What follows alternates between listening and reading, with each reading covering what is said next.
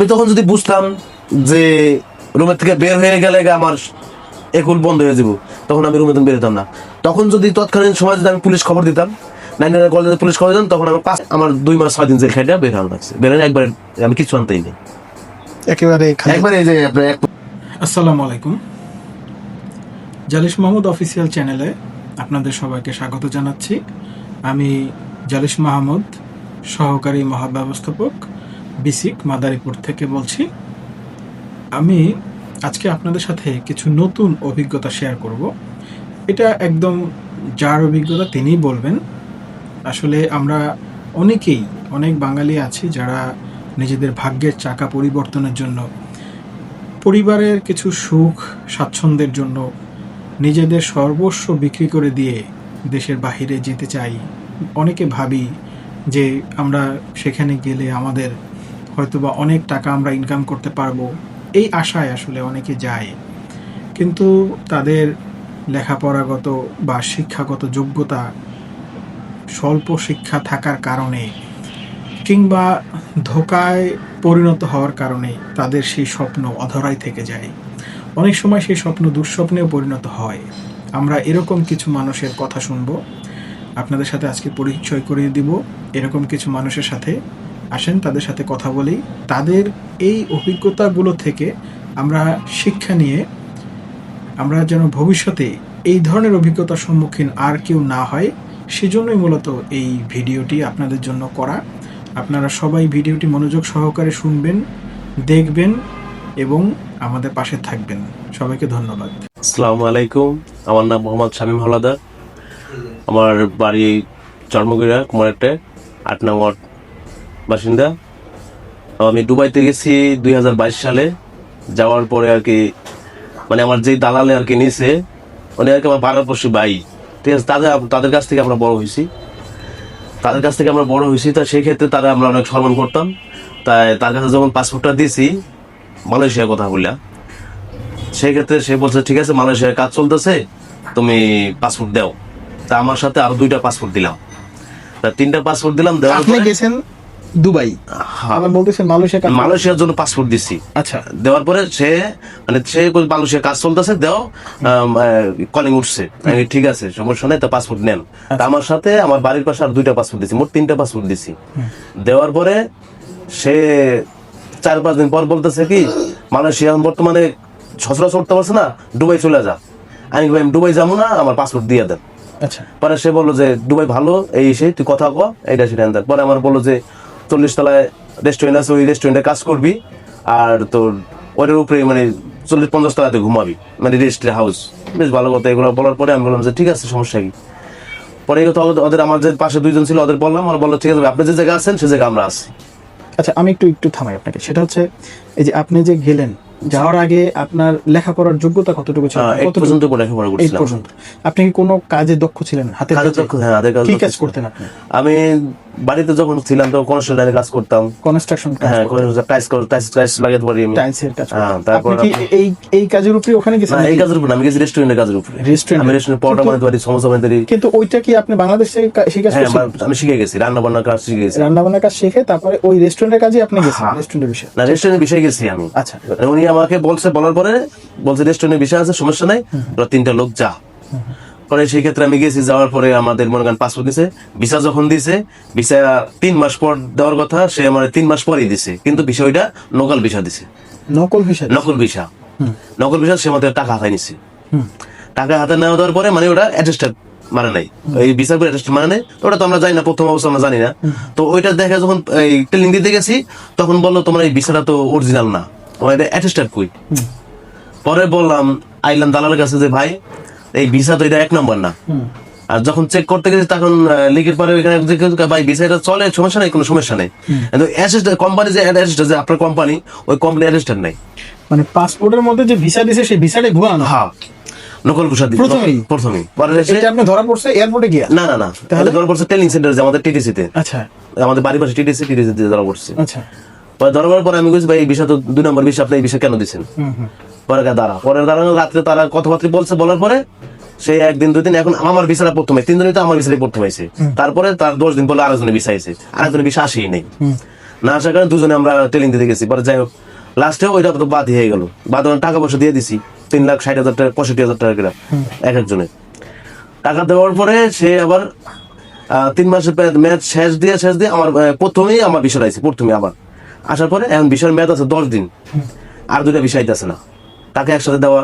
আর ওই বিষয় দূরে হলে আমিও যেতে পারবো না, বিষয় দূরে না আসলে গ্রুপ বিষয় তো। পরে শেষে আমার বিষয়ের মেয়াদ আছে 10 দিন, তো তারা 2 দিন থাকতে ভিসা দিছে, ওই 2টা ভিসা দিছে। দেওয়ার পরে হ্যাঁ আবার মনে করেন যে আমরা ট্রেনিং দিলাম, দিয়ে আঠিয়া টিকিট কাটলাম। মানে এবার তো আমার কথা আছে যে মালয়েশিয়ালে যে পাসপোর্টটা দিছিলাম তখন সে আমার থেকে 10,000 টাকা নিছে মেডিকেল করার কথা বললাম। সেই টাকাটা তিনি আমাদের ওই যে আধুনিক যে হাসপাতাল আছে জন্মগিরা, ওইখানে কোনো একটা সই ঢুকাইয়া মানে 900 টাকা করে ওই ট্রিটমেন্ট করার ইসের জন্য, রক্ত পরীক্ষা করার জন্য 900 পরে এগুলো টেস্ট করার জন্য আর কি 900 টাকা গেছে, কিন্তু সে আমাদের 10,000 টাকা নিচ্ছে। আচ্ছা সেই টাকাটা আমাদের সে তো পরে দুবাই পাঠাইছে আমাদের, কিন্তু সেই টাকাটা আমাদের ফেরত দেন। যাক না গেছে না ওইটা বাদ, আমরা গেছি। যাওয়ার পরে দুবাইতে ফেলাই হইলো, গেলাম। যাওয়ার পরে যাই দেখি তার রুমের ভিতরে 40 জন ওয়ার্কার, মানে আমার মতো 40 জন শ্রমিক আর কি। 40 জন শ্রমিক, কারো কাজ নাই, সবাই বসে আছে। সবাই বসে আছে, কেউ 3 মাস কেউ 4 মাস এরকম বসে আছে। এখন তাদের ওইগুলা দেখা আমার মনে করেন আমরা যে 3 জন গেছি আমরা কান্ডাকান্ডি করতেছি, আমাদের খানার টাকা দিতেছে না, আর আমরা তো সেরকম টাকা নিয়ে যাই। আর যাই হোক গেছি এক কাছে গেছে, হেরা তো মনে করেন যে হেরা বেতন পায় না, আমাকে নতুন পাইছে না, আমরা 300 টাকা নিয়ে গেছি, মানে 300 দিরহাম করে নিয়ে গেছি ভাঙ্গাইয়া। তারা তো যে নতুন পেয়ে গেছি, আমরা তো বুঝি না, ভাই চাল কিনা লাগবে 50 টাকা দাও, 50 দিরহাম দাও, ওই প্লেট কিনা লাগবে, ওইটা কিনা লাগবে, আমি কি ভাই এগুলো তো আর ভাবে দিব, এগুলো তো আমাদের কিছু না। তোমাদের বললাম যে তোমাদের কোনো খরচ নাই, এটা সেটা আনতেন। তো আমাদের এগ্রিমেন্ট পেপারে 1600 দিরহাম দেওয়ার কথা ছিল। আচ্ছা এই 15 পরে আসি, পরে এসে মনে করি আর আমার টাকা পয়সা নিয়ে পরে আসে ওই টাকা বেতন তো দিবে, তখন আমরা আর দিন পরে লাস্টে যে ওদের ভিতরে 40 জনের ভিতরে একজন আর কি হেড, তাদের বাড়ি আসলে শিরখারা আওয়াল করে নাম কবিরাজপুর। পরে সে বলতেছে ভাই আয়া তো মরসা, আগে থাকতে যদি জিজ্ঞাসা করতো তাহলে আর কি বুঝলাম, ভাই আগে আপনার সাথে পরিচয় হয় না, এখন এখানে এসে পরিচয় হয়েছে। পরে অনেক কথাবার্তা করে পরে তারা আর কি 9 জনে মিললে আর কি একটা মামলা করছে। আচ্ছা ওই দুবাইতে 9 জনে মিললে একটা মামলা করছে। তাই 9 জনের ভিতরে আমাদের মাদারীপুরে আপনার 7 জন, 9 জন মাদারীপুরে 7 জন, আর 2 জন ওই অন্য এলাকার মামলা করার পরে তাদের মনে করেন যে টাকা পয়সা যা পাইবে 2-3 মাসের স্যালারি পাবে, তারপর আমি লিভ স্যালারি এগুলো মিলাইছিল। তারা মামলা করছে, মামলা করার পর তারা আরভাবে বলছে যে ঠিক আছে তোরা যদি মামলা করছস তা তোরা কি চাস, ক্যান্সেল চাস না এনওসি চাস? তোরা গেছে আমরা এনওসি চাই, তাই এনওসি তে আরভাবে ক্যান্সেল দিয়ে দিছে। দেওয়ার পর তারা বাইরে যখন ওই কেস দিয়ে মামলা যখন দেয় তখন আমাদের মানে আমরা নতুন গেছি 15 দিন হয়েছে, তা আমাদের ওখান থেকে ওই ক্যাম্পে সরাই আরেক জায়গায় নিয়ে গেছে। আচ্ছা ওই রাত্রে আমাদের তোরা কাপড় চোপড় গুছা এই কর, আমার গাড়ি যাবে ভরে, তোরা ভরে এসে বলবি, কারো কাছে কিছু বলবি না। এখন আমরা কি ভাই কারো কাছে কিছু বলবো না, আমরা এখানে চিনি না কিছু না, আমাদের কাছে টাকা পয়সা, তোরা এত চিন্তা করিস, তোদের আমি আনছি, আমি যে জায়গায় কাজে দিব সে জায়গায় কাজে দেবেন, উল্টা শুরু হয়ে গেছে। যাওয়ার পরে আমাদের লেগে গেল মরুভূমিতে, মানে এরকম জায়গায় নিচে শুধু একটা এই কাজের যে চায়নাদের গ্যাসের সিলিন্ডার কারখানা, তো ওই কারখানাটা দেখে মানে আর হলো তাবুক ঘুরানো, মানে তাবুক মানে কি মানে আপনার মাটি বালু ঘুরানো, এক জায়গায় মানে পাহাড়ের মতো বালু ঘুরানো, ওই তাবুক ঘুরানো, আর একটা রুম মানে থাকার জন্য এখানে আর কি বেশ 30 জন আর কি থাকতে পারে, বুঝছেন? ওই যে এগুলো আছে না, ওই যে আপনার এই কভার ওয়ানের মতো যে আছে না, ওগুলোতে আর কি রুম করছে, ওই রুমের ভিতরে আর কি এক একটা রুমে 10 জন 12 জন আর কি থাকা যায়। তো এরকম 3টা রুম নিয়ে ওইগুলো নিয়ে ফেলাইছে। তো এখন আর কি ওইখানে পানি নাই, কিছু নাই। পরে আমরা যাওয়ার পর কি পানি সব ব্যবস্থা করছে। এখন ওইগুলো দেখে আমরা ওইখানে কান্নাকানি শুরু করছি, আমাদের 11 জন নিয়ে গেছিল এখানে, আমরা কান্নাকানি শুরু করে দিচ্ছি। পরে ওইখানে বসে আরেকজনের মোবাইল দিয়ে দালালে ফোন দিচ্ছি, আমাদের কি মারার জন্য আনছোস, টাকা থেকে মারতে আইসি, এখানে নেওয়ার ব্যবস্থা কর। পরে ও আর কি পরে আর আমাদের সাথে যোগাযোগ করে নাই, না করার পরে আমার ফোন দিলাম, ভাই এখন আমাদের এখানে আমরা থাকবো না। আর এই কথা বলার পরে সে আমাকে বলছে যে ঠিক আছে তোরা কাজের দল দেখ না, তাই মোবাইলে ভিডিও দেখ, এই লোক কাজ। আমি আপনি আমার এই কাজ দিলাম, এই কাজ আসি নাই, আপনি কেন আমার এই কাজ দিবেন? বলছে যে কাজ দিচ্ছি আর এই কাজ তোর করতে হইব। কি কাজ দিছিল সেটা বললেন? ওই যে আপনার এই গ্যাসের সিলিন্ডার তৈরি করার মানে ঝালাই অল্ডিং এর, ওটার ভিতরে চলে আপনার 5-6 কিসিমের 7 কিসিমের কাজ, ওটাই আমি আর কি চালাইতাম। প্রথম দিয়েছিল আপনার অল্ডিং এর কাজে, পরে আমি অল্ডিং এর কাজটা নিই নেই, মানে অল্ডিং কাজ পরে কি হয়েছে এরপরে আমি ওই বলছি, বলার পর এই জায়গায় কাজ করতে হইব। পরে কি করবো, আইসা পড়ছি, এখন তো বিদ্যুৎ এই করার কাজ করলাম। কাজ করার পর এখন কত বছর কাজ করছেন সেখানে? বলতেছি কাজ করার পরে এখন সে আমাদের আকামা দিতেছে না, সে আমাদের আকামা দিতেছে না। ভাই 2 মাস হয়ে গেছে, আকামা দেন। আগামা দেন, ব্যাংকার দেন, আর আমার এগ্রিমেন্ট পেপারটা দিছে, তারপর আবার এগ্রিমেন্ট পেপারটা নিয়ে গেছে, এটা মানি নাকি? বেশ ভালো কথা।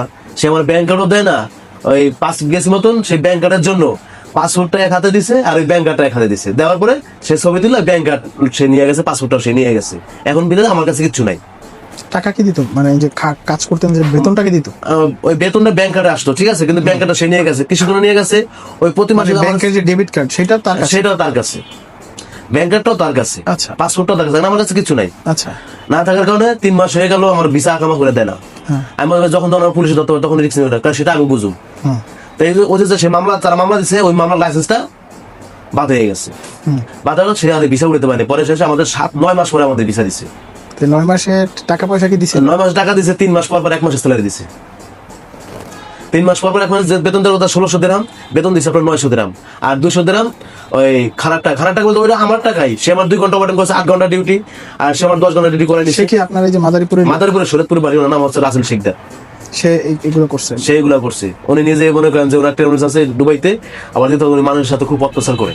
তাহলে এই যে আপনার পরে ওনার ব্যাপারে কোনো পরে শেষে আমি বলতেছি, পরে শেষে মনে করেন আমি ওনার পরে আইডি দিয়েছে 9 মাস পরে, 2 বছর ওনার কাছে শেষ হয়ে গেছে, মানে আইডি ম্যাচ শেষ। তো ওনার বলছি ভাই আমার ক্যান্সেল দেন, তো উনি আমার বলছে আমি ক্যান্সেল দিব না, একসাথে বাড়ি যেতে দেবো। পরে আমি করে গেছি, করে যাওয়ার পরে আমি বলছি আমি আরবাবের কাছ থেকে ক্যান্সেল চাইছি, আমার 2 বছর ম্যাচ শেষ। কারণ নিয়ম হচ্ছে 6 মাস পর সে কোম্পানি রাখার কোনো ইতিকার নাই, আর যে কোনো জায়গায় আপনি তার বলবেন এনওসি দেন, আমি চলে যাবো আরেক জায়গায় কাজ করুন। তা আমি মনে করেন আমি ওই তার ওই স্বার্থ হয় না, আমি 2 বছর একবার ছিলাম, তারপরে আমি সে আমার ক্যান্সেলও দেয় না, এনওসিও দেয় না। এনওসি তখন তো পাবো না, ক্যান্সেল চাইছি, ক্যান্সেল দেয় না, না তো না। আমি মনে করেন ওই করে যে দরখাস্ত দিয়েছি, মানে এটা দরখাস্ত বলতে তার নামে একটা মামলা করছি। মামলা বলতে কি আমি কোম্পানি থেকে বের হয়ে যাবো, তার কাছে আমি ক্যান্সেল চাইছি, তার কাছে আমি 3 মাসের স্যালারি পাবো, এবং তার কাছে আমার পাসপোর্ট আছে, এগুলো আমি চাই। দেওয়ার পরে আমি ওইখান থেকে এটা মামলাটা করে যে আমিন করে যে দিয়েছি, দেওয়ার পরে আইসি। আসার পরে সে আমার আধা ঘন্টা পর ফোন দিছে, ফোন দিয়ে বলতেছে যে তুই তো আপনার নামে অবজেকশন করছস, বেশ ভালো কথা, তা তুই আমার রুমে থেকে বের হয়ে যা।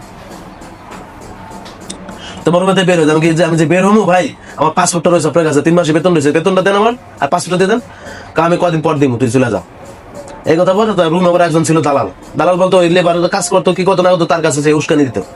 তো তার বাড়ি ছিল আপনার নোয়াখালীতে। তো যাই হোক, উনি আমার বলতেছে তুই যে এই রিপোর্টটা দিছো, তোর তামিল করে দেবো, পুলিশ তোর ধরে নিয়ে যাবো, এটা করছো। আমি কেন পুলিশ ধরে আমার 3 মাস মেয়াদ আছে, ও 3 মাস মেয়াদ আছে, আমি পুলিশ কিনে ধরে নিয়ে যাবো, তা তুমি রুমেতে এখন বের হও। এই কথা করার পরে আমি মনে করেন মানে এগুলো আছে যে রুমে বের হয়ে যেতে পেরেছে, বেশ ভালো। তারপর রুমের যে বস, রুম মালিকের যে বস, সে আমার রুম ক্যাম্পে যাবো, সে আমার কাছে ভাই তুমি রুমেতে বেরো, তোমার যেহেতু অপারেশন হয়েছে, তা তুমি বের হয়ে যাও যে। কিন্তু আমি তখন যদি বুঝতাম যে রুমের থেকে বের হয়ে গেলে আমার একুল বন্ধ হয়ে যাবো, তখন আমি রুমে বেরোতাম না। তখন যদি তৎকালীন সময় যদি আমি পুলিশ খবর দিতাম, 9 কলেজে পুলিশ খবর দিতাম, তখন আমার পাসপোর্টও পাইতাম, সাথে সাথে ওই বেতনও পাইতাম, আমার মনে করেন ভিসা হয়ে যেত, সবকিছু ইজি হয়ে যেত। কিন্তু আমি তখন কি করছি, একবারে আইসা পড়ছি, আসা পর পর অন্য জায়গায় জব করছি। ওই জব করার পর সে আবার ভিসা যখন লাগাইতে গেছি, তখন আপনার কাছে আমি ভিসাটা লাগাই দিয়েছি, তাই ভিসাটা লাগাই দিয়েছি, তখন সে আমার ওই তার কাছে যে পাসপোর্ট ছিল, পাসপোর্টটা সে মামলা দিচ্ছে, মানে মামলা বলতে তামিল করে দিচ্ছে। তামিল করে দিয়েছে, তামিল করার পরে আমি যখন ভিসা, আপনি আমার বলছেন যে ভাই আপনার তো স্ক্যানিং করছে, আপনি এখন ইমিগ্রেশন যান, যাই এটা উঠান, তারপর আমি আপনি ভিসা দিয়ে দিই। তা আমি ভিসার জন্য আপনার টাকা পয়সা সব দিয়েছি, আমি লিগাল থাকার জন্য ইমিগ্রেশন গেছি যে মামলাটা উড়াই ফেলাম। মামলা উড়াইতে আমি আবার ওই ইসে 2200 দিরহাম দিয়েছি আর কি মামলা উড়াইতে। তার সাথে আমার নিয়ে গেছে, নিয়ে যাওয়ার পর আমার 4 বার ঘুলা দিছি। দেওয়ার পরে ওই মামলাটা মনে করেন তারা আমার সিডি আটকে গেছে। আটকানোর পরে আমার 2 মাস 6 দিন জেল খাইটা বের হওয়া লাগছে। বেরোনো একবারে আমি কিছু আনতেই নেই, একবারে এই যে আপনার এক পোশাক আর কি। তা আমি এখন তাদেরই বলবো যে যারা ক্যান্সেল নিবে বা আরভাবে ক্যান্সেল দেয় না, যদি তারা সহজভাবে ক্যান্সেল নিতে চায়, আরভাবে যদি পাসপোর্ট থাকে, তাহলে মামলা দেওয়ার পরে সে আসবে রুমে এসে পুলিশে ফোন দিবে, দেওয়ার পর বলবে যে আমার পাসপোর্ট, আমার বেতন আটকে দিচ্ছে, এটা দিতেছে না, আমি এটা এখন চাই। তখন পুলিশ সাথে সাথে এসে পড়বে, সে তার পাসপোর্টও দিবে, এবং কি তার আপনার ওই স্যালারিটাও সে রাখতে পারবে না। এই জন্য আমার এই কথাগুলো বলবো। তাহলে আপনি এই অভিজ্ঞতাটা হলো। অভিজ্ঞতা হচ্ছে আপনার ওইখানে থেকে আমার অভিজ্ঞতা হয়েছে, মরুভূমি হয়েছে ঠিক আছে, কিন্তু আমি ফোরক্লিপ গাড়ি চালাতে পারি, সেটা আমার 2 দিনে বা 3 দিনে শিখেছি চায়নারা। আর চায়নাদের সাথে যে অটো মেশিনটা, বাংলাদেশে যদি আমি মেশিনটা পাইতাম, তো বাংলাদেশে আমার 50-60 বেতন পেতাম না, আমি তো খুঁজছি পাই না। এটার অপারেটর আমি, বড় মেশিন অপারেটর আমি, অটো মেশিনে। তাহলে আপনি কাজ শিখাই গেছিলেন, এই জন্য আপনার জন্য ওখানে বেশ একটা ভালো পজিটিভ। ভালো বলছি, আমি যে কোনো কাজ এখন এবং আপনি মোটামুটি তো বেশ চালু দেখলাম যে আমার তো 5 বছর ওখানে গিয়ে 5 বছর ব্যান করছে, কিন্তু ব্যান যদি না করতো তাহলে আমি চলে যেতাম। ও আপনি 5 বছরের জন্য ব্যান করা আছে না? ওই প্যাসেঞ্জার দিল খাটছি তো এই কারণে ব্যান করে দিচ্ছি। আচ্ছা আচ্ছা আচ্ছা, ঠিক আছে, ধন্যবাদ আপনাকে।